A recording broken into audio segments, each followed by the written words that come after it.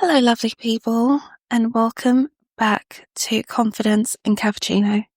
I'm your host, Nefe, and today's episode, well, it's a little different. This isn't a 5 tips to confidence chat or a feel-good productivity episode. Today, I want to sit with something real, something many of us experience but rarely talk about, and that is grief. Not necessarily grief from losing someone, but grief from losing something you imagined would be part of your life. For me, that's been about my health. I won't share every detail because some things are still tender and unfolding, but I've been navigating a difficult reality, dealing with my reproductive health and the news that the next step might not be what I want. It's the kind of news that makes you pause, the kind that makes you look at your body, your future, and your story, and grieve the version of life you thought you'd have. So part 1, the grief we don't talk about. We often think grief belongs to death, but sometimes grief shows up in other ways, quieter, more confusing. It can be the end of a dream, a relationship that didn't work out, a career that wasn't what you hoped. It's the loss of what-ifs, the unspoken expectations, the version of yourself that existed only in your imagination. For me, it's been the image of motherhood I carried in my heart for years. I always thought one day, when life felt more stable and I was in a loving relationship, I'd have children. I wanted to do it the quote-unquote right way and not be a statistic or a stereotype. But sometimes life doesn't follow the picture we painted. And that loss, even though it's invincible to others, is real.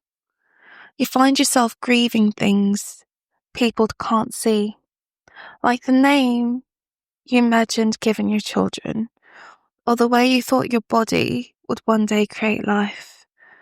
And the guilt follows. You start wondering, where did it go wrong? Did I miss something? Did I wait too long? Part 2. My journey through grief and growth. If you've listened for a while, you know that I've always been into personal growth, but this kind of growth is different. It's not pretty. It doesn't come with vision boards or affirmations. It's messy. It's tearful. It's quiet. Some days I'm angry. Other days I'm numb. And some days I'm oddly peaceful, like I'm learning to make peace with a story I didn't choose. For so long, doctors dismissed my pain. Let's just wait and see, they'd say. I spent my teens and 20s managing pain like it was normal. I need to find out now that all that suffering came with an ending I didn't see coming. And that's where the grief hits hardest, in the unfairness, the what was the point thoughts. But through it all, I've been realizing that grief, in its strange way, is also a kind of teacher. It strips away what doesn't matter and asks, who are you when the plan changes? Part 3. The power of shared stories. Gabrielle Union's journey.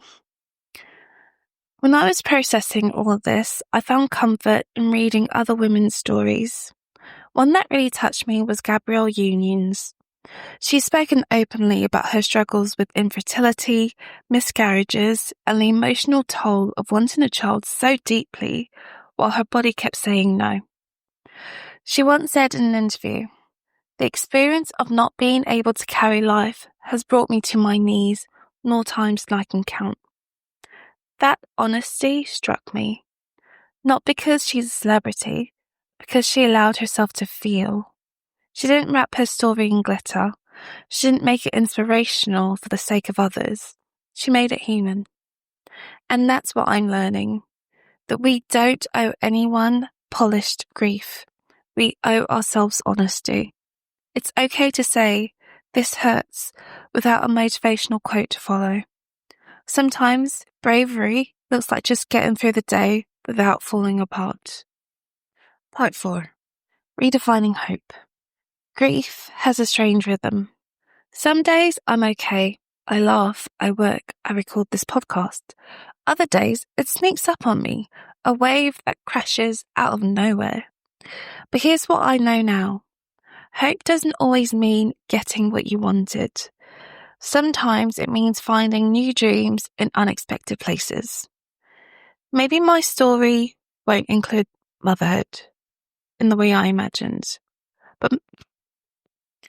but maybe it will include other forms of nurturing through coaching, through storytelling, through helping others find their confidence when life feels uncertain. Hope isn't gone, it just looks different now. Part 5. What I want you to remember. If you're listening to this and you're grieving, whether it's a diagnosis, a dream, or a version of life that didn't happen, I want you to know you're still whole, you're still worthy, and you're not alone. Grief isn't a flaw, it's a reflection of love for what could have been. Give yourself grace, let yourself rest, and remember that your story doesn't end here. It just changes chapters. Summing up, thank you for sitting with me in this one. My loves, I know this wasn't our usual light-hearted chat, but sometimes confidence isn't about showing up smiling, it's about showing up honestly. If this episode spoke to you, you can find the transcript and a few gentle resources for healing over at nefewellness.com. And if you're walking through your own quiet grief right now, I hope you find moments of peace between the waves. Until next time, be gentle with yourself, be brave with your heart, and remember, even when life changes shape, you're still you. Bye!